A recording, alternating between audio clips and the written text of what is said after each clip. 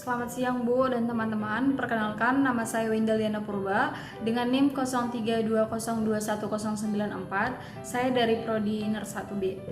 Di sini saya ingin menjelaskan anatomi fisiologi sistem endokrin. Sebelum saya menjelaskan apa-apa saja anatomi daripada sistem endokrin, ada baiknya kita mengetahui dulu apa itu endokrin atau yang disebut dengan hormon. Hormon adalah zat kimia yang dihasilkan oleh kelenjar endokrin atau kelenjar buntu yang dihasilkan oleh tubuh dalam jumlah yang kecil tetapi berpengaruh terhadap aktivitas sel tubuh. Kelenjar endokrin adalah kelenjar penghasil hormon yang tidak memiliki saluran pengalir atau saluran buntu. Kemudian kita masuk ke perbedaan sistem daripada sistem hormon endokrin dan sistem saraf. Seperti yang kita tahu, sistem hormon dan sistem saraf keduanya termasuk dalam sistem regulasi yang mengatur semua kegiatan tubuh kita.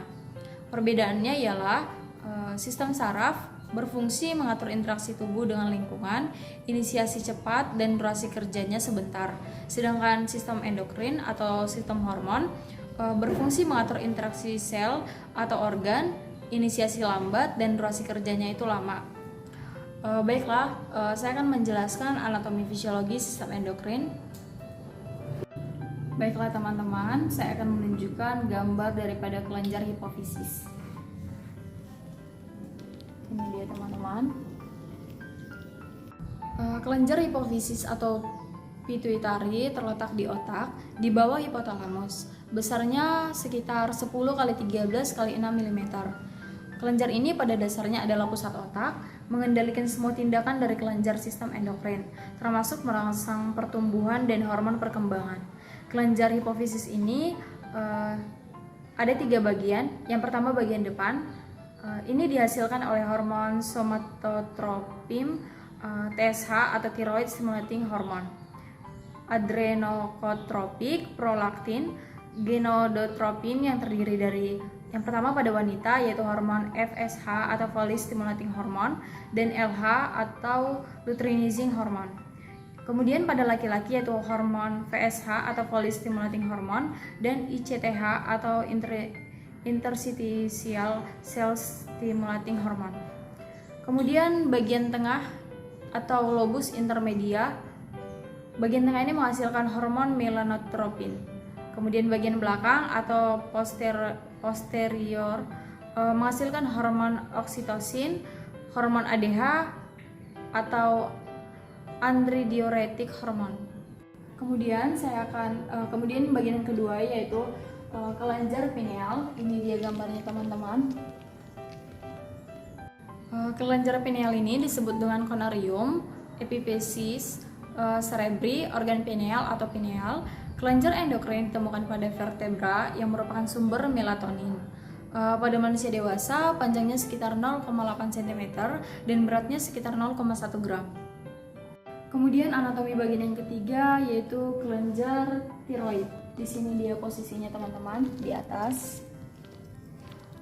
Kelenjar tiroid ini terletak di dalam leher bagian bawah, melekat pada tulang laring sebelah kanan depan trakea dan melekat pada dinding laring. Kelenjar ini menghasilkan hormon tridotironin, tiroksin, kalsitonin. Fungsi daripada hormon tiroksin dan tridotironin adalah mengontrol metabolisme dan suhu tubuh. Sedangkan fungsi hormon kalsitonin adalah mengurangi kadar kalsium dalam darah. Kemudian anatomi bagian yang keempat yaitu kelenjar paratiroid.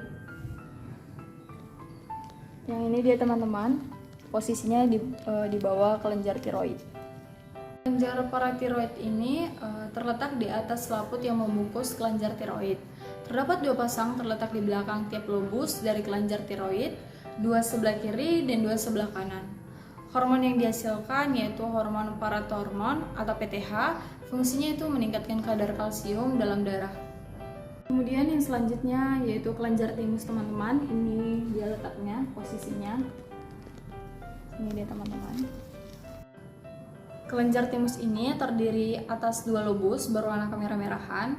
Pada bayi yang baru lahir, bentuk kelenjar timus ini sangat kecil. Beratnya hanya sekitar 10 gram. Kemudian ukurannya akan bertambah besar pada masa remaja atau pubertas, menjadi sekitar 30 hingga 40 gram. Namun setelah dewasa, kelenjar timus akan berangsur-angsur menyusut. Hormon yang disekresikan oleh kelenjar timus yang pertama itu timopoietin dan timulin, yang dimana fungsinya itu yaitu berperan dalam proses perubahan sel T menjadi sel-sel spesifik. Kemudian yang kedua hormon timosin berfungsi menguatkan respon imun dengan menstimulasi pembentukan sel. Kemudian yang berikutnya itu adalah kelenjar adrenal atau kelenjar anak ginjal. Di sini dia posisinya teman-teman.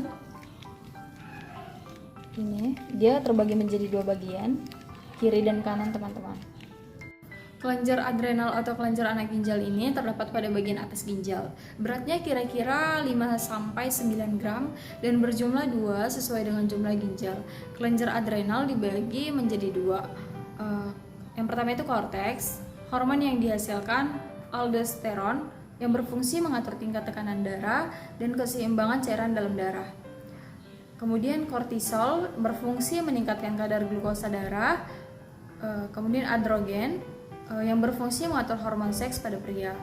Kemudian yang kedua itu medula, hormon yang dihasilkan adrenalin dan noradrenalin, berfungsi untuk merespon kondisi stres fisik dan mental.